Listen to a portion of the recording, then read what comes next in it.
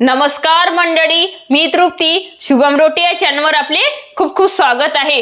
मार्गशीर्ष महिना संपत आला आहे आणि आता सर्वांना वेध लागले आहेत ते म्हणजे शेवटच्या गुरुवारचे म्हणजेच महालक्ष्मी व्रताच्या उद्यापनाचे।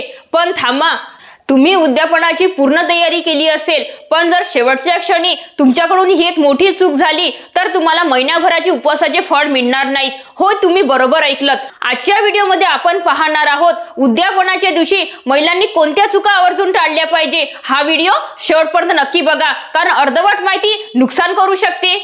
पहिली आणि सर्वात मोठी चूक सुवासिनींचा अपमान किंवा नाराजी। मैत्रिणींनो, उद्यापनाला आपण 7 किंवा 5 सुवासिनींनी जेवायला किंवा हळदी कुंकवाला बोलावतो। लक्षात ठेवा, या सुवासिनी साक्षात लक्ष्मीचे रूप असतात। चूक काय होते, अनेकदा घाई गडबडीत आपण त्यांना फक्त वाण देतो आणि लवकर पाठवण्याची घाई करतो, किंवा वाण देताना मनात असा विचार येतो की हे खूप महाग पडते। काय करावे? उद्यापनाच्या दिवशी आलेल्या सुवासिनींचा मनापासून आदर करा, त्यांना लक्ष्मी मानून आनंदाने हळदी कुंकू लावा, त्यांच्या पाया पडा। जर त्या जेवायला नसतील तर निदान दूध किंवा फळ देऊन त्यांचे तोंड गोड करा। वाण देताना हातात नव्हे तर पदराने द्या आणि मनात महालक्ष्मी प्रसन्न हो हा भाव ठेवा। दुसरी चूक, घरातील वातावरण आणि तुमचा स्वभाव। महालक्ष्मी अशाच घरात वास करते जिथे शांतता आणि स्वच्छता असते। चूक काय होते, शेवटचा गुरुवार असल्याने कामाचा खूप ताण असतो। स्वयंपाक, पूजा, पाहुणे या गडबडीत अनेक महिलांची चिडचिड होते। मुलांवर ओरडणे किंवा पतीशी वाद घालणे हे त्या दिवशी घडते। परिणाम, जर तुम्ही उपाशी राहून पूजा केलीत पण मन शांत नसेल तर त्या पूजेचा काही उपयोग नाहीच। उपाय काय करावे? त्या दिवशी सकाळी उठल्यापासून स्वतःला शांत ठेवा। किती काम असले तरी चेहऱ्यावर हास्य आणि मनात श्री लक्ष्मीचा जप चालू ठेवा। रागाच्या भरात केलेले दान किंवा पूजा देव स्वीकारत नाही।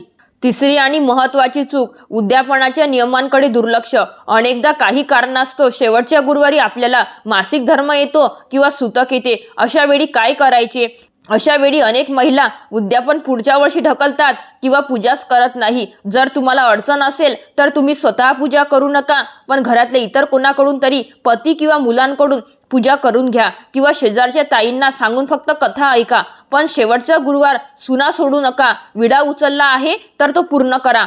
जर गुरुवारच्या दिवशी एकादशी आली असेल, जसे कधी कधी घडते, तरीही उद्यापन करावे। फक्त नैवेद्य दाखवताना उपवासाचे पदार्थ वापरावेत आणि अन्नाचा नैवेद्य फक्त गायीला द्यावा। तर मैत्रिणींनो, या मार्गशीर्ष शेवटच्या गुरुवारी या 3 चुका टाळा आणि बघा, लक्ष्मी माता तुमच्यावर नक्की प्रसन्न होईल। जर तुम्हाला कोणती शंका असेल तर तुम्ही आम्हाला कमेंटमध्ये नक्की विचारा, आम्ही त्याची आन्सर द्यायला रेडी आहोत। हा व्हिडिओ तुमच्या सर्व बहिणींना, मैत्रिणींना आणि व्हॉट्सअप ग्रुपवर शेअर करा, म्हणजे त्यांच्याकडूनही अशा चुका होणार नाही। आणि कमेंटमध्ये श्री महालक्ष्मी नमः टाईप करायला विसरू नका। आणि अशाच माहितीसाठी चॅनलला नक्की सबस्क्राईब करा। भेटूया पुढच्या व्हिडिओमध्ये, तोपर्यंत धन्यवाद।